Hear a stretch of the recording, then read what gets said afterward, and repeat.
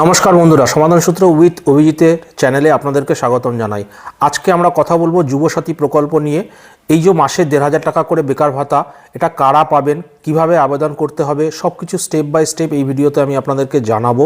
অনলাইনে কিভাবে অ্যাপ্লিকেশন করবেন, অফলাইনে লাস্ট ডেট কবে, যেই ডেট পর্যন্ত আপনি ভরতে পারবেন, কে এটাকে স্যাংশন করবেন, কোথায় যেতে হবে, সব কিছু এই ভিডিওতে আমি একদম বিস্তারিতভাবে পয়েন্ট টু পয়েন্ট আলোচনা করব। সঙ্গে থাকুন।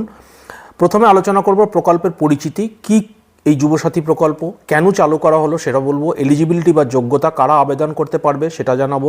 সুবিধা, কত টাকা করে পাবেন, কতদিন পাবেন সেটাও আমি আপনাদেরকে জানাবো।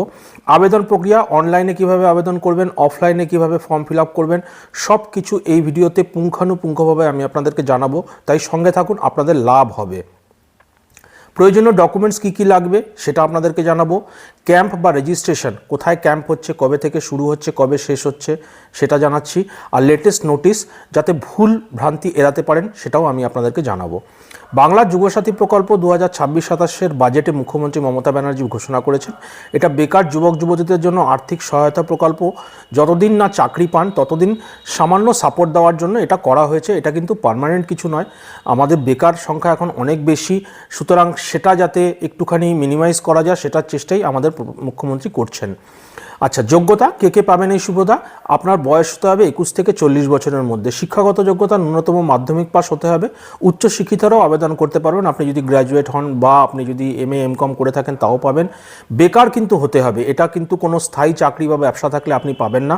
এছাড়াও আপনাকে পশ্চিমবঙ্গের স্থায়ী বাসিন্দা হতে হবে, তার সার্টিফিকেট আপনার কাছে যেন থাকে সেটা খেয়াল রাখবেন।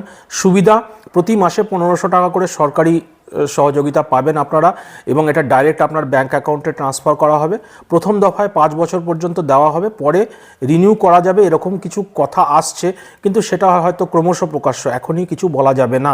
এটা কিন্তু 1 এপ্রিল থেকে শুরু হবে। অনলাইন রেজিস্ট্রেশনটা একটু দেরিতে হবে, আপাতত অফলাইন চলছে, এবং একসাথে যারা পরে আবেদন করবেন একসাথে এপ্রিল থেকে জুলাই পর্যন্ত টাকা দিয়ে দেওয়া হবে। অফলাইনের আবেদন এখন চলছে, মোটামুটি ফর্ম ফিল আপ সবাই করছে, আপনারা নিউজে দেখছেন। 11টা থেকে 5টা পর্যন্ত ফর্ম দেওয়া হচ্ছে লোকাল ক্যাম্পে। 26শে ফেব্রুয়ারি হচ্ছে বন্ধুরা লাস্ট ডেট। 26শে ফেব্রুয়ারির মধ্যে ফর্মটা ফিল আপ করে নেবেন। আর অনলাইনে কীভাবে ফর্ম ফিল আপ করবেন, অনলাইনের লাস্ট ডেটটা কীভাবে আছে সেটাও আমি আপনাদেরকে জানাবো। অনলাইনে যেভাবে অ্যাপ্লাই করবেন তার জন্য অফিসিয়াল ওয়েবসাইটে যাবেন, সেখানে গিয়ে মোবাইল নাম্বার ও ক্যাপচা দিয়ে সেখানে OTP পাবেন, তারপরে নাম, মোবাইল নাম্বার, তারপরে আপনার ইমেল অ্যাড্রেস, আপনার লিঙ্গ, জন্ম তারিখ, বাবা মায়ের নাম, এগুলো সব দিতে হবে। আধার কার্ডের বর্তমান ঠিকানা, বৈবাহিক অবস্থা, আপনি বিবাহিত না অবিবাহিত সেটা দিতে হবে। মাধ্যমিকের বোর্ড, রোল নাম্বার, পাসের বছর সেগুলো দিতে হবে।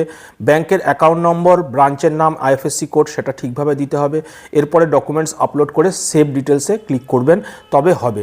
কিন্তু এখানে মাথায় রাখবেন যে অনলাইনটা কিন্তু আপনার 15ই আগস্টের পরে খুলছে। ডকুমেন্টস মেইনলি কী কী লাগবে? Aadhaar card, voter ID card, ration card, মাধ্যমিকের মার্কশিট, সার্টিফিকেট, ব্যাঙ্ক অ্যাকাউন্টের পাসবুক, এবং তার প্রথম পেজটা লাগবে। পাসপোর্ট সাইজ ফটো লাগবে 2 থেকে 4 কপি। আর জাতিগত শংসাপত্র বা SC SC OBC যদি আপনি হন তাহলে সেই সার্টিফিকেট লাগবে। বন্ধুরা, অনলাইনে আবেদন কিন্তু এখন শুরু হচ্ছে না, এটা মাথায় রাখবেন। আপনার নিকটবর্তী যেখানে ক্যাম্প হচ্ছে সেটা খোঁজ নিন।